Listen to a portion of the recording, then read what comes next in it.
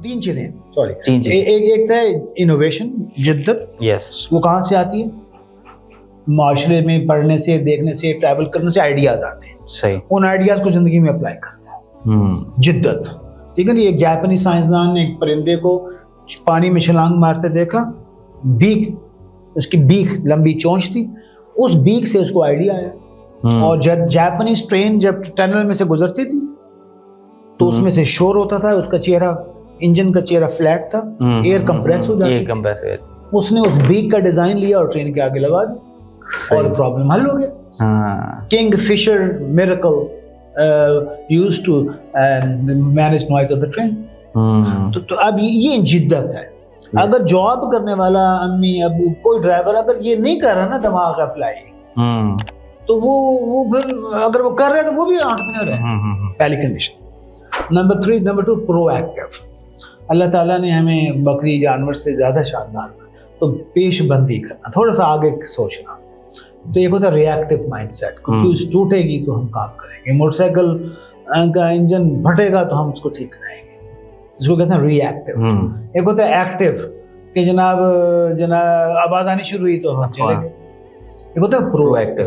Proactive ये है कि आपने डॉक्यूमेंटेशन देखी भाई, मोटरसाइकिल है भाई, अच्छा ये तो 5000 में तो लाजमी दिखाना है भाई, और आपने थोड़ा सा और अच्छी इंजीनियरिंग की हुई है तो आपने कुछ निशानियां भी बताई हुई, सिम्टम्स हैं, तो वो आपने डॉक्यूमेंटेशन की हुई, आप प्रोएक्टिव मॉडल हैं। यस, आप इनोवेटिव भी हैं, प्रोएक्टिव भी हैं, और तीसरी चीज़ है आप कैलकुलेटेड रिस्क टेकर।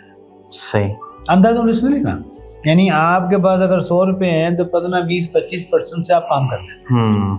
तो अगर ये तीन खूबियाँ किसी अम्मी में है, अबू में है, दादा अबू में है, मैकेनिकल केमिकल इंजीनियर में है,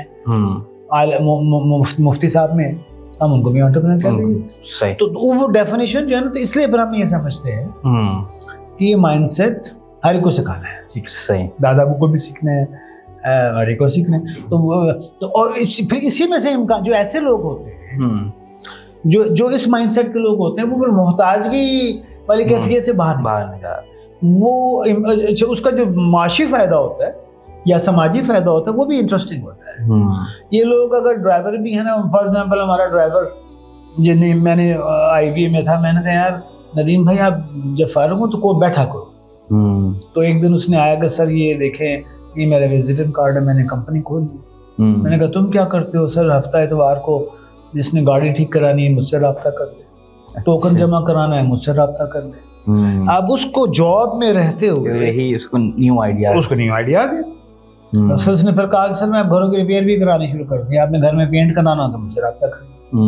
तो उसको इम्कानात देखना आ गए। तो उसके बाद हमने देखा कि उसका लिबास भी बदल गया, क्योंकि जब वो खुद जिंदा हो गया तो उसका लिबास, उसकी गुफ्तगू, उसके बालों की कंघी वो बेहतर हो गई।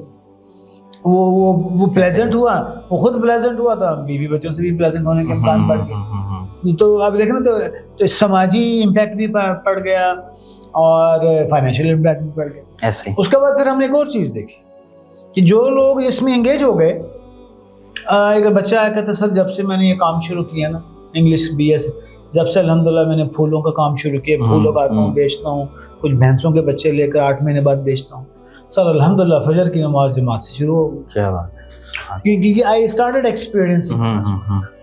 तो अब ये मैं नहीं कह रहा कि वो स्केल करे, 1000 का फॉर्म बनाए, जब उसकी किस्मत होगी वो इमर्ज हो जाएगा। सही।